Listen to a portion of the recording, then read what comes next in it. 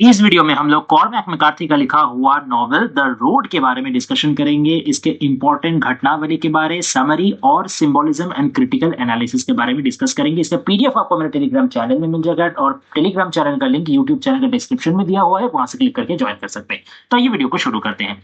सबसे पहले समझ लेते हैं, ये पोस्ट एपोकैलिप्टिक नॉवेल है जिसको यूएसए में सेट किया गया है। अब एपोकैलिप्टिक का मतलब होता है कि ऐसा कोई दुर्घटना, ऐसा कोई वैश्विक मतलब बहुत बड़ी आपदा जिससे कि पूरा का पूरा नेचुरल ऑर्डर ध्वस्त हो जाए, पूरा मानव सभ्यता तहस नहस हो जाए, जिसको आप एक पोस्ट ह्यूमन वर्ल्ड बोल सकते हो, पोस्ट नेचर वर्ल्ड कह सकते हो। यानी सब चीज तबाह होने के बाद, प्रलय होने के बाद का एक शून्यता भरा हुआ माहौल, इसको आप पोस्ट एपोकैलिप्टिक कह सकते हो। तो ये रोड भी कुछ वैसा ही एक साउथ वेस्टर्न यूएसए में सेट किया गया है, जहां पे पूरा दुनिया में एक बहुत बड़ा महाप्रलय टाइप का आ चुका है। हालांकि उसको स्पेसिफाई तो नहीं किया गया है कि एग्जैक्टली क्या दुर्घटना हुआ था या क्या वो एपोकैलिप्स आया था, लेकिन इतना तय है कि ऐसा कुछ हुआ है दुनिया भर में जिसका वजह से नेचर खत्म हो चुका है, ह्यूमैनिटी लगभग खत्म हो चुका है, सारा नोन ऑर्डर, सेट ऑर्डर तहस नहस हो चुका है और अब दुनिया में सिर्फ और सिर्फ डिसऑर्डर ही फैला हुआ है। और इस माहौल में कैसे एक बाप और बेटे के जोड़ी दोनों अपना जिंदगी बचाने के लिए और अपना इंसानियत बचाने के लिए भी लगातार सफर करते चलते हैं, एक रास्ता पकड़ के, एक रोड पकड़ के, वहीं इस कहानी को एक बहुत ही अनमोल मोड़ देता है और काफी सारे एग्जिस्टेंशियल सवाल भी लाके खड़े करते हैं। इस कहानी को पुलिट्जर प्राइज फॉर फिक्शन मिल चुका है 2007 में, James Tait Black Memorial Prize for fiction में मिल चुका है 2006 में। तो आप समझ सकते हैं कि कितना महत्वपूर्ण कहानी है। टाइटल से ही आप समझ सकते हैं कि द रोड, ये अपने आप में एक सिंबॉलिक टाइटल है। रोड जर्नी को बयां करता है, जिंदगी का रास्ता को बयां करता है कि जिंदगी बहुत अनसर्टेन है, वो कब किस मोड़ पे लाके आपको खड़ा कर देगा आप नहीं जान सकते। आप जिंदगी को कंट्रोल नहीं कर सकते, जैसे कि आप रोड को कंट्रोल नहीं कर सकते। ठीक है, मतलब इस कहानी वाले रोड को, ठीक है ना, मैं नॉर्मल रोड का बात नहीं कर रहा हूं।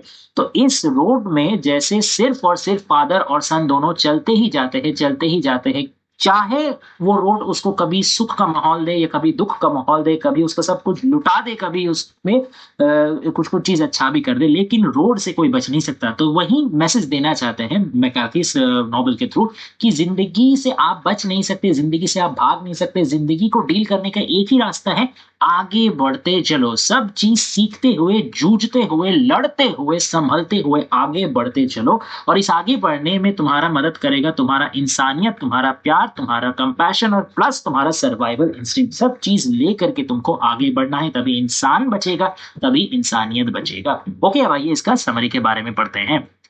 सबसे पहले शुरुआत होता है कि जब मैंने आपको पहले ही बताया कि एक अनस्पेसिफाइड कैटाक्लिज्म पूरा दुनिया में धरती से लाइफ को ही तहस नहस कर चुका होता है। चारों तरफ का लैंडस्केप बर्न्ट रहता है, डेड रहता है, उसमें जिंदगी का कोई निशान नहीं दिखता, हरियाली का कोई निशान नहीं दिखता। सूरज पूरा छाई से ढक चुका होता है, ऐश कवर्ड हो चुका होता है। दिन में भी आपको रोशनी की जगह एक धुंधलापन नजर आता है, जैसे अमेज़न का जंगलों में हमेशा एक आफ्टरनून टाइप का रहता है, वैसे ही पूरा दुनिया का आसमान भी वैसे ही बन चुका है, ग्रे बन चुका है, क्योंकि चारों तरफ ऐश है, कहीं भी क्लियर स्काई नहीं है। सारे फ्लोरा और फौना एक्सटिंक्ट हो चुके हैं, कोई भी पेड़ पौधा, कोई भी जंतु जानवर, पशु पक्षी, कुछ नहीं बचा है, सब चीज दी एंड हो चुका है। इंसान ज्यादातर मर चुके हैं, विलुप्त हो चुके हैं। जो कुछ इंसान अभी धरती पे जिंदा है वो दोनों ग्रुप में बट चुके हैं। कुछ इंसान जो अभी भी इंसानियत रखते हैं वो लोनली इधर उधर भटक रहे हैं और बाकी इंसान मैन ईटर होमोसेपियंस में तब्दील हो गए हैं, यानी वो एक ऐसा गैंग में तब्दील हो गए हैं जो लूट पाट चलाते हैं। जो भी कुछ अच्छे आदमी बचे हैं उनका सब कुछ लूटते हैं, उनको मारते हैं और उनको काट के खा जाते हैं, और जो औरत और बचे कुचे हैं उनका रेप कर देते हैं। तो ये टोटल एक तरीके का डिसऑर्डर छा चुका है, क्रिमिनल बन गया है, इंसानियत मिट गया है, मोरालिटी मिट गया है, एथिक्स मिट गया है, ऑर्डर मिट गया है। ठीक है, और यही बैकड्रॉप में क्या होता है, एक फादर और एक सन। देखिए पूरा कहानी में, नॉवेल में मेन कैरेक्टर यही दोनों हैं, फादर और सन, और दोनों रोड के थ्रू जर्नी करके क्या क्या सीख मिलते हैं वही हम लोगों के लिए भी सीख है, रीडर के लिए भी सीख है। फादर और सन का नाम पूरा नॉवेल में कहीं नहीं मेंशन किया जाता है। ये एक टैक्टिक्स इसलिए भी हो सकता है ताकि कोई भी दुनिया का कोई भी कोने का रीडर पढ़े वो खुद को ये फादर और सन के साथ आइडेंटिफाई कर सकता है। ये नेमलेस होकर के एक तरीके से सब्जेक्टिविटी को मिटा करके ये ऑब्जेक्टिव ट्रूथ, ये यूनिवर्सल ट्रूथ को आगे बढ़ाने का कोशिश कर रहे हैं कि देखो ये जो सर्वाइवल है, ये जो मैं मतलब मैसेज देना चाहता हूँ, ये एक एनवायरमेंटल मैसेज भी है, ये एक ह्यूमैनिस्ट मैसेज भी है, ये सब के लिए है। So better you understand it by contextualizing on your own. Okay, तो फादर और सन जो है ये ट्रैवल करते हैं साउथ में। ये कुछ कुछ चीज पॉइंट में आपको हाईलाइट कर दूंगा, ध्यान रखिएगा। साउथ बहुत इंपॉर्टेंट यहाँ डायरेक्शन है। पूरा नॉवेल का थ्रू वो लोग सिर्फ साउथ साउथ और साउथ में ही जाते हुए रहते हैं। अगेन ये सिंबॉलिक इसलिए है क्योंकि आप नॉर्थ और साउथ, नॉर्थ को अगर आप अप और साउथ को अगर डाउन मानेंगे उस लिहाज से, तो साउथ में जाना मतलब डिक्लाइन होना। ठीक है, इस लिहाज से भी आप देख सकते हैं कि पूरा चीज का डिक्लाइन हो रहा है। तो खैर साउथ में चलते हुए रोड में वो लोग का डेस्टिनेशन क्या है, टारगेट क्या है कि कोस्ट तक पहुंचना, समंदर का किनारे तक पहुंचना। क्यों? क्योंकि ठंडी आने वाला है, सर्दी आने वाला है, और खास करके यूएसए जैसे हायर लैटिट्यूड वाले देश में सर्दी मतलब मौत से कम नहीं है। तो ऐसे ही दुनिया तबाह हो चुका है। उस हालत में अगर ठंडी भी पड़ गया तो वो लोग जिंदा नहीं रह सकेंगे। वो लोग को खाना चाहिए, वो लोग को थोड़ा सा गर्मी चाहिए। तो इसीलिए सिर्फ बचने के लिए वो लोग क्या कर रहे हैं, साउथ में ट्रैवल कर रहे हैं और कोस्ट में पहुंचने का कोशिश कर रहे हैं। वो लोग के पास क्या है, सिर्फ एक शॉपिंग कार्ट है, 2 नैपसैक है, नैपसैक यानी ट्रैवल बैग किस्म का, एक पिस्तौल है। ठीक है, पिस्तौल आत्मरक्षा के लिए। और ये पिता जो है फादर, ये बेचारा इसको रेस्पिरेटरी डिसऑर्डर हो गया है वो ऐश का वजह से, और इसका खांसी हो रहा और उसके साथ खून भी निकल रहा है। और बेचारा इसका जो बेटा है, एकदम इनोसेंट सा बेटा, वो इतना हार्डशिप सहन नहीं कर पा रहा। वो अपने पापा के साथ है और हमेशा थोड़ा कंफर्ट मांगने का कोशिश कर रहा है, अश्योरेंस मांगने का कोशिश कर रहा है, सेफ्टी मांगने का कोशिश कर रहा है। दोनों ही कोल्ड और स्टारवेशन से बहुत ज्यादा परेशान रहते हैं। स्टारवेशन ऑब्वियसली क्योंकि सारा इस्टेब्लिशमेंट ध्वंस हो गया है, तो खाना ज्यादा कहीं मिल नहीं रहा, और ठंड तो बाहर है ही। तो इस दोनों से वो लोग जूझ रहे हैं। इसलिए जहां भी वो लोग को कोई अबेंडेंड बिल्डिंग मिलता है, खाली शॉपिंग मॉल मिलता है, कहीं भी कोई भी फूड स्टोरेज का जगह मिलता है, वो लोग छानबीन करते हैं कि एक जर्रा खाना भी अगर मिल जाए तो। और यहीं चलते चलते उसका दिमाग में, ये व्यक्ति, ये फादर के दिमाग में पास्ट के बारे में काफी सारा सपना वो देखता है। ये सपना यहाँ पर 2 तरीके का समझ सकते हैं। एक जो सोते वक्त आदमी नींद में सपना देखता है वो, और एक एक्चुअली में जो आदमी का एक सपना, एक विजन रहता है या एक मेमोरी रहता है उस हिसाब से कि पास्ट का लाइफ कितना अच्छा था जब ये एपोकलिप्स नहीं हुआ था, जब दुनिया में सब चीज नॉर्मल था। और वो अपने वाइफ के बारे में भी सोचता है। देखिए, इस कहानी में उसका वाइफ का लाइवली प्रेजेंस नहीं है क्योंकि वो मर चुकी होती है। मर चुकी यानी वो सुइसाइड कर ले चुकी होती है। क्यों सुइसाइड करती है? क्योंकि वो ये समझ लेती है कि अभी का दुनिया का जो हाल बन गया है, यहाँ पे स्वस्थ जिंदगी बिताना पॉसिबल नहीं। ये जो बैड गाइज घूम रहे हैं वो एक न एक दिन आकर के इस वाइफ को ढूंढ लेंगे और उसको भी बाकी महिलाओं के जैसे बर्बरियत के साथ रेप करके फिर काट के खा लेंगे। तो ये चीज वो विथस्टैंड नहीं कर सकी, इसी डर से वो आत्महत्या कर ली। तो ये चीज दिखाता है कि एक डर का माहौल, एक दहशत का माहौल कैसे एक स्वाभाविक इंसानी जिंदगी को तहस नहस करके रख देता है, तोड़ फोड़ करके रख देता है। और उसका कमेंट भी, एक रिमार्क भी है कि nobody wants to be here and nobody wants to live, यानी कि कोई भी यहाँ पे रहना नहीं चाहता है और कोई यहाँ से जाना भी नहीं चाहता है। ये एक तरीके से आपका एग्जिस्टेंशियल पैराडॉक्स को दिखाता है कि कैसे पोस्ट ह्यूमन वर्ल्ड में रहना या पोस्ट नेचर, एक पोस्ट एपोकैलिप्टिक वर्ल्ड में रहना भी एक दुश्वार है और उससे बच के बाहर जाना भी मुश्किल। ये एक ट्रैप बन जाता है आपके लिए। जिंदा रहना ही एक सर्वाइवल, एक एंड गेम बन जाता है आपके लिए। अगेन एक फादर का इस मामले में कोट और है, जो जब वो पुरानी ये सब स्मृति उसका दिमाग में आता है, मेमोरीज आता है, और तो उसके लिए काफी मुश्किल हो जाता है ये सबसे टैकल करना। तो वो बोलता है, you forget what you want to remember and you remember what you want to forget, यानी जो याद रखना चाहिए वो आप भूल जाते हो। इस मुश्किल हालात में क्या याद रखना चाहिए कि अभी भी मेरे पास क्या पॉजिटिव मतलब सोच है, किस पॉजिटिव वे पे मैं अभी भी देख सकता हूं, मुझे भी जिंदा रहना चाहिए, ये सब चीज सोचना चाहिए। तो पॉजिटिव चीज जो आपको याद रखना चाहिए वो आप याद रखते नहीं हो, वो आप भूल जाते हो, और जो आपको भूल जाना चाहिए वही आप याद रखते हो। You remember what you want to forget, जो आप भूल जाना चाहते हो कि जो दहशत आपके साथ हुआ है, आपका परिवार के साथ हुआ है, जो कुछ दुखी मतलब चीज हुआ है, दर्द जिंदगी ने आपको जो दिया वो भूलना चाहते हो, लेकिन आप भूल नहीं पाते हो। तो मेमोरी एक तरीके के लिए आपके लिए डबल एजेड स्वॉर्ड, दो धारी तलवार बन जाता है, दो तरफ से आपको काट के रख देता है। नेक्स्ट कहानी आगे बढ़ता है। वो लोग माउंटेन रेंज क्रॉस करते हैं स्नो स्टॉर्म के बीच में से, और यही रास्ते में वो लोग को एक पूरा ट्रक भर का बैड गाइज मिल जाता है। यही बैड गाइज है जो लोग रेप, मर्डर और कैनिबलिज्म करते। कैनिबलिज्म यानी मैन ईटिंग, दूसरे आदमियों को पकड़ के खाना। तो आप समझ रहे हैं कि जो पोस्ट ह्यूमन वर्ल्ड है या पोस्ट एपोकलिप्टिक वर्ल्ड है, ये टोटल दो हिस्सा में बढ़ गया है। एक है गुड गाइज जो कि माइनॉरिटी है, और मेजॉरिटी है बैड गाइज जो एक दूसरे को खाने पे तुले हुए हैं। गुड गाइज के ये शत्रु है बैड गाइज, ठीक है।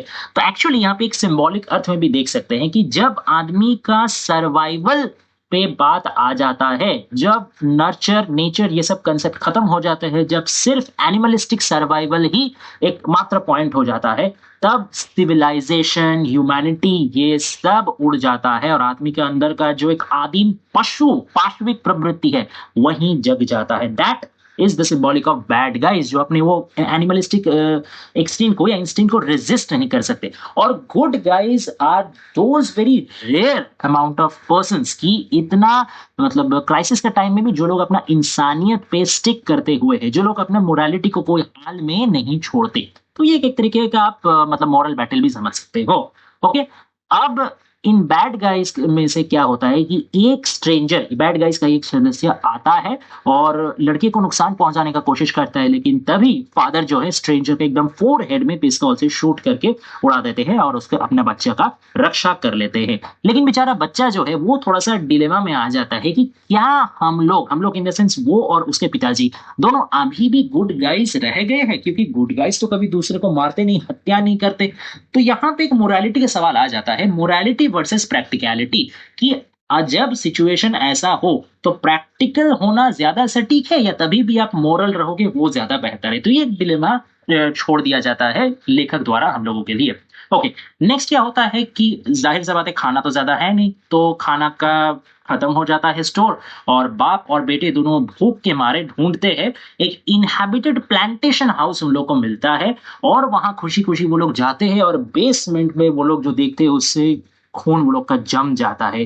पूरा बेसमेंट भीड़ गिज-गिज कर रहा है ह्यूमन प्रिजनर से, और उन लोगों को एक लाइव स्टॉक के तरह रखा गया है। जैसे हम लोग पोल्ट्री मुर्गियों को रखते हैं जबा करके खाने के लिए, वैसे बैड गाइज ने इन ह्यूमन प्रिजनर्स को पकड़ करके रखा है, इन लोगों को काट काट के खाएंगे इसलिए। तो ये देख करके ये लोगों को काफी ज्यादा ट्रॉमा पहुंचता है, वो लोग जल्दी से वहां से भाग निकलते हैं, लेकिन ये ट्रॉमा का हैंगओवर तभी भी रह जाता है। और सिर्फ ये ट्रॉमा नहीं, जितना भी एपोकलिप्स के टाइम के बाद से जितना भी कुछ बैड मेमोरीज है सब एक साथ आके भीड़ कर जाते हैं।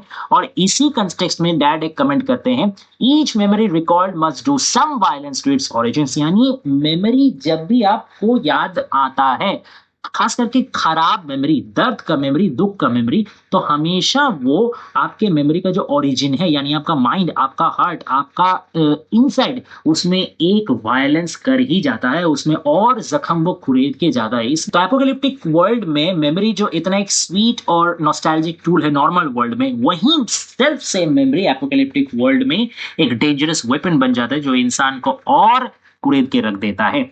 नेक्स्ट, वो लोग इंटरमिटेंट स्टार्वेशन का थ्रू सफर करते रहते हैं। कभी कभी वो लोग मतलब भूख मरने के कगार में ही रहते हैं, तब वो लोग एक एप्पल ऑर्चार्ड और एक कुआं मिल जाता है। फिर वहां कुछ दिन रहने के बाद फिर से वो लोग भूख मरने के कगार में रहते हैं, तब अगेन उनको एक बॉम्ब शेल्टर मिल जाता है। यहाँ पे ढेर सारा कैन फूड और सप्लाईज वो लोग को मिलता है, वो लोग काफी खुश हो जाते हैं और वहीं पे वो लोग कुछ दिन रहते हैं, नहा धोते हैं, बढ़िया से अपने बाल को काटते हैं और कुछ सामान को स्टॉक अप करते हैं फ्यूचर यूज के लिए। यहीं पे एक रात को वो लोग का मुलाकात होता है एक ओल्ड मैन से जिसका नाम होता है एली। एली एक रात वो लोग के साथ रुकते हैं और दोनों में कुछ बातचीत होता है। इतना दिन बाद एक स्वस्थ नॉर्मल ह्यूमन कम्युनिकेशन पॉसिबल होता है उन लोगों के लिए। तो यहाँ लॉस ऑफ कम्युनिकेशन के भी एक बहुत बड़ा थीम बन के आता है एपोकलिप्टिक वर्ल्ड में। और एली का एक कमेंट या रिमार्क बहुत मतलब गौर करने लायक है। वो बोलता है there is no God and we are his prophets, यानी इस जहां में, इस सिचुएशन में कोई गॉड का रहना पॉसिबल है ही नहीं। यानी चारों तरफ इतना तबाही हो रहा है, वो एक निहिलिस्टिक वर्ल्ड व्यू कल्पना कर रहा है कि जहाँ पे कोई ऑर्डर नहीं है, कोई सुपीरियर अथॉरिटी नहीं है, कोई गार्जियन फिगर नहीं है, कोई एंजेलिक फिगर नहीं है, कोई डिवाइन पावर नहीं है, कोई गॉड नहीं है, कुछ नहीं है, सिर्फ चारों तरफ शैतानी ताकत है और इंसान इंसान को खा रहा, काट रहा, सिर्फ ध्वंस ही चारों तरफ है। और हम लोग जो जो इंसान बचे कुचे हैं वो प्रॉफिट्स हैं इस गॉडलेस वर्ल्ड के, इस जो एक तरीके से प्योरिटीलेस, मर्सीलेस जो वायलेंस है, उसी के एक मूर्तिमान प्रॉफिट बन के हम लोग बचा कुचा घूम रहे हैं। तो यहाँ पे स्पिरिचुअलिटी का फेलियर दर्शाता है एली। लेकिन वहीं एक और किस्म में जो फादर है और सन है, ये दोनों एक तरीके से प्रो स्पिरिचुअल कह सकते हैं, क्योंकि ये लोग अभी भी प्योरिटी में विश्वास रखते हैं, ऑप्टिमिज्म में भरोसा रखते हैं, गुडनेस में भरोसा रखते हैं। ठीक है, तो ये दोनों स्पिरिचुअलिटी के सपोर्टर हैं और एली स्पिरिचुअलिटी के एंटागोनिस्ट है। स्वाभाविक बात है कि ऐसा एक एपोकलिप्टिक वर्ल्ड में जब चारों तरफ क्राइसिस है तो स्पिरिचुअलिटी भी प्रश्न का कगार में आ जाता है। ओके, फिर अल्टीमेटली इतना मुश्किल से सफर तय करने के बाद वो कोस्ट में तो पहुंचते हैं, लेकिन खुश होने का जगह वो लोग का दिल चीर जाता है जब वो लोग को ये पाते हैं कि सी भी उतना ही ग्रे और लाइफलेस है जितना कि बाकी दुनिया। तो यहाँ आके वो लोग जो सोचे थे, ओशन जनरली जो एक रिजेनरेशन का सिंबल होता है, होप का सिंबल होता है, सूदिंग का सिंबल होता है, वहीं ओशन यहाँ पे लाइफलेसनेस का सिंबल बन चुका है। सारा न्यूट्रिशन, सारा होप, सारा ऑप्टिमिज्म टूट के चूर चूर हो चुका है, फ्रैगमेंटेड रियलिटी बन चुका है चारों तरफ। खैर, तो यहीं ओशन के आसपास एक ऑफशोर बोट मिलता है पिता को, जो कि एबंडन रहता है और उसमें काफी सारा फूड और एक फ्लेयर पिस्तौल मिलता है। वो फ्लेयर पिस्तौल को एक रात में वो शूट करता है, यही आशा से कि शायद कोई देख ले, या कम से कम इंसान नहीं तो ऊपर बैठे जो डिवाइन पावर है, एंजल्स है, वही देख ले। लेकिन वो लोग को हालत में कोई सुधार नहीं आता, और तो वो लोग सोचते हैं, खास करके पिता सोचते हैं कि वो लोग को पूरा दुनिया का गुड गाइज और गॉड दोनों ने ही अबेंडन कर दिया है, छोड़ दिया है अकेले मरने के लिए। वो धीरे धीरे होप लूज करना शुरू करता है। इसी बीच वो बेचारा बच्चे को बहुत ज्यादा हाई फीवर हो जाता है। रात भर उसका पिता जग करके उसका सेवा करते रहता है, और इसी का थ्रू वो रियलाइज करता है कि ये लड़का उसका बेटा ही भगवान का दिया हुआ, ऊपर वाले का दिया हुआ, अल्लाह का दिया हुआ सबसे बड़ा तोहफा है इसके लिए। क्योंकि एक गॉडलेस वर्ल्ड में जो कि जैसे एली जैसे नॉर्मल आदमी के लिए ये वर्ल्ड गॉडलेस है, लेकिन उसमें भी ये फादर के लिए गॉड्स ग्रैंडर से कम नहीं है उसका बेटा, जो उसको हमेशा जिंदा रहने का एक उम्मीद देता है, जिंदा रहने का एक वजह देता है, और प्योरिटी, गुडनेस जो कि दुनिया से मिट चलने बैठा है, उसी का एक एंजल की तरह उसका याद दिलाते रहता है। तो इसमें उसने रिमार्क भी किया है, if he is not the word of God then God never spoke. अगर मेरा बेटा गॉड का वर्ड नहीं है, उसका सिंबॉलिक नहीं है, तो तब गॉड कभी भी कोई मैसेज दिए ही नहीं। गॉड कभी भी दुनिया में अपना मतलब क्रिएशन का कोई सबूत दिए ही नहीं, अगर मेरा बेटा उसका सबूत नहीं है तो। ओके, तो खैर फीवर रिकवर होता है। उसके बाद खुशी खुशी पिता और बेटा दोनों मिलकर के बीच को एक्सप्लोर करने निकलते हैं। लेकिन जब लौट के आते हैं तब वो लोग को पता चलता है कि वो लोग का कार्ट और फूड सप्लाई सारा चोरी हो गया है। तो चोर को बहुत ही बेरहमी से वो लोग पकड़ते हैं। पिता खास करके, मतलब बेटे को तो मन नहीं रहता थीफ को उतना बेरहमी करने का, लेकिन उसके पिता काफी स्ट्रिक्ट होते हैं। चोर को पकड़ के दौड़ के पकड़ते हैं, उसको पिस्तौल से डराते हैं और बाध्य करते हैं, मजबूर करते हैं कि उतना ठंडा में उसको स्ट्रिप करने को, सारा कपड़ा खोल करके नंगा खड़ा रहने के लिए मजबूर करते हैं, और जो भी कुछ उसने चुराया था उससे वापस ले लेते हैं, और वैसे ही ठंडा में ठुठुरने के लिए उसको छोड़ देते हैं और आगे बढ़ जाते हैं। और ये जाहिर सा बात है, सब कोई हम लोग जानते हैं कि बिना कोई कपड़ा का, बिना कोई खाना का वो थीफ अब ठंडा से पल पल तड़प तड़प के मर जाएगा। यहाँ पे अगेन एक मॉरल डिलेमा उपस्थित होता है, जहाँ पे वो बॉय बेचारा डिप्रेस्ड फील करता है कि हम लोग जो गुड गाइज थे वो क्यों धीरे धीरे बैड गाइज की तरफ बन रहे हैं। क्या हम लोग ने अपना हाथ से तो उस चोर को नहीं मारा, लेकिन क्या इनडायरेक्टली चोर के मौत के जिम्मेदार हम ही लोग नहीं हैं? लेकिन यहाँ पे अगेन वो प्रैक्टिकलिटी वर्सेस मोरालिटी आ जाता है कि सिचुएशन ही जब ऐसा हो तो आपको थोड़ा सा स्ट्रिक्ट भी कभी कभी होना पड़ता है। हमेशा मोरल रहोगे तो जिंदा नहीं बचोगे। ओके, तो खैर दोनों अब और ज्यादा साउथ जाते हैं रोड को आगे पकड़ के, और अब यहाँ एक बहुत ही खराब सिचुएशन आता है। एक टाउन से जब वो लोग गुजरने रहते हैं तो एक टाउन का आदमी तीर मार देता है यहाँ पिता का पैर में, और पिता भी उसको जाते जाते क्या करते हैं, फ्लेयर पिस्टल से गोली मार देते हैं। लेकिन क्या होता है कि पिता का वुंड जो है, पैर में जो वो एरो लगा था, वो बहुत बेकार एक वुंड में परिणत हो जाता है, और जितना ठंड बढ़ते रहता है वो वुंड का हालत उतना ही बिगड़ते रहता है, और उनका जो ब्लड कफ है, खून के साथ मतलब खांसी के साथ खून आना, वो भी और भी दिन ब दिन बढ़ते रहता है, बद से बदतर हालत होता रहता है। तो वो मैन समझ जाता है अब उसके पास और ज्यादा जिंदगी नहीं बचा है। वो अपने बेटे को बोलता है कि मेरा कुछ भी हो जाए, तुमको साउथ चलते रहना है, डाउन द रोड आगे बढ़ते रहना है, ये रास्ता को तुमको छोड़ना नहीं है, जिंदगी का राह में आगे बढ़ते जाना है, चाहे जो भी आए, पीछे मुड़ के नहीं देखना है। अगेन यहाँ पे इसका कंटेक्स्ट में एक लाइन है, this is what the good guys do, they keep trying, they don't give up. यानी यही तुम्हारा पहचान है, बैड गाइज से तो तुम अलग हो ना, तुम तो खुद को गुड गाइज समझते हो, तो अच्छे लोग यही करते हैं, कोशिश करते रहते हैं, कभी भी गिव अप नहीं करते, कभी भी हाल नहीं छोड़ते। तो ऑप्टिमिज्म, फेथ, ये एक कैरेक्टरिस्टिक है गुड गाइज का, गुड ह्यूमन बींग्स का in an post apocalyptic world, जहां पे कुछ नहीं बचा है दुनिया में, वैसा दुनिया में भी आशा, उम्मीद, optimism, goodness, faith in humanity, faith in your own, यही सब आपको बचा के रखता है, और आपका थ्रू बाकी दुनिया में भी एक उम्मीद का किरण जगाए हुए रखते हैं। यहां तक कि एक बार उसके दिमाग में ये डेडली थॉट भी आया कि मैं अगर मर जाऊंगा तो मैं अपना बेटे को मार के मरूंगा, क्योंकि मेरे बाद मेरे बच्चे का तो प्रोटेक्ट करने के लिए कोई नहीं होगा, ये बैड गाइज आके उसके साथ क्या क्या करेंगे वो मुझे भी पता है, तो इस ये सब झेलने से बेहतर है मैं अपना बेटे को अपने हाथ से ही मार दूं। लेकिन काम जब वो करने का वक्त आता है, तब वो अपने बेटे से इतना ज्यादा प्यार करता है कि वो उसको मार नहीं पाता है, बल्कि उसका जगह वो उसको एक लास्ट मैसेज दे के जाता है कि you have to carry the fire. बहुत इंपॉर्टेंट इमेजरी है, बार बार ये वर्ड रिपीट होता है कि कैरी द फायर, तुमको आग लेकर के आगे बढ़ना है।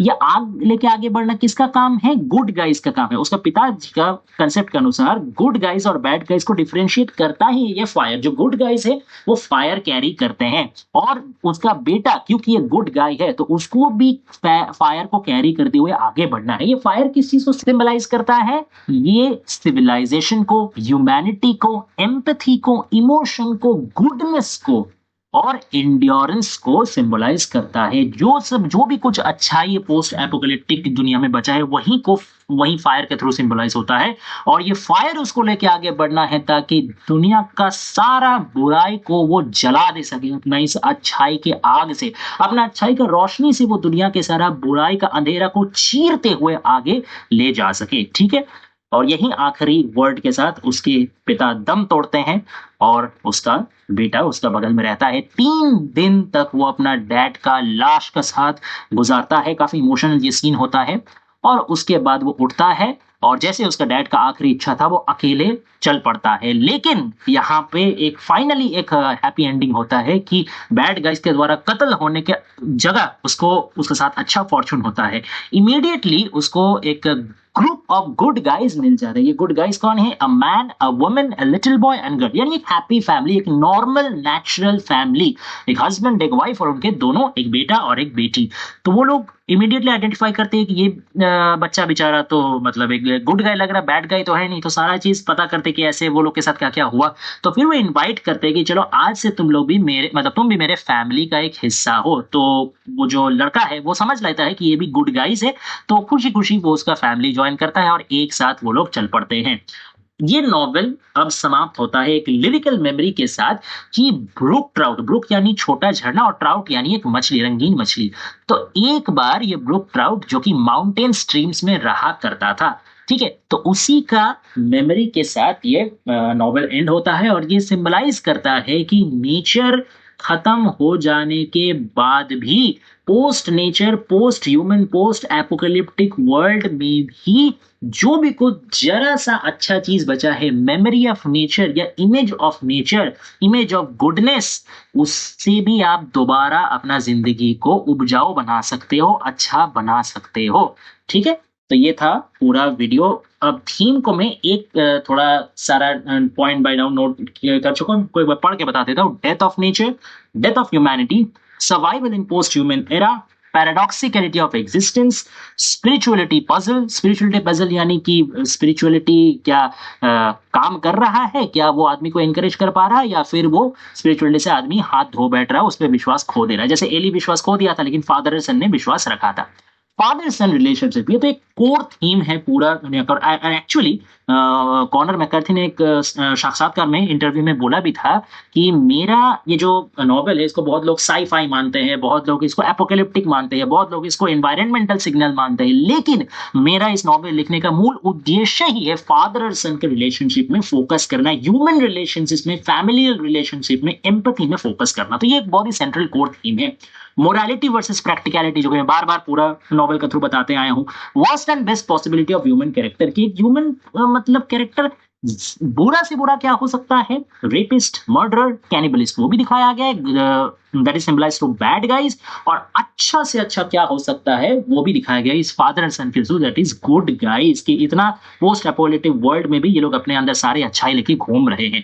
The double aged sword of memory, memory कैसे दोधारी तलवार की तरह काम करता है, वो आपको खून तर कर देता है आपके दिल को, और वही मेमोरी जब नेचर का होता है, अच्छा चीज का होता है, तो वही पोस्ट एपोकैलिप्टिक वर्ल्ड में आपको नया ड्रीम भी दिखाता है, नया सिरे से जिंदगी भी शुरुआत करने का मौका देता है। ओके, तो ये था पूरा वीडियो, आशा करते हैं समझ में आया होगा। अगर वीडियो अच्छा लगे तो लाइक शेयर सब्सक्राइब कर दीजिएगा। नेक्स्ट कोई भी टॉपिक में वीडियो चाहिए होगा तो कमेंट डाउन कर दीजिएगा, हम लोग जल्द से जल्दी वीडियो बना देंगे। Thanks for watching guys, please stay tuned.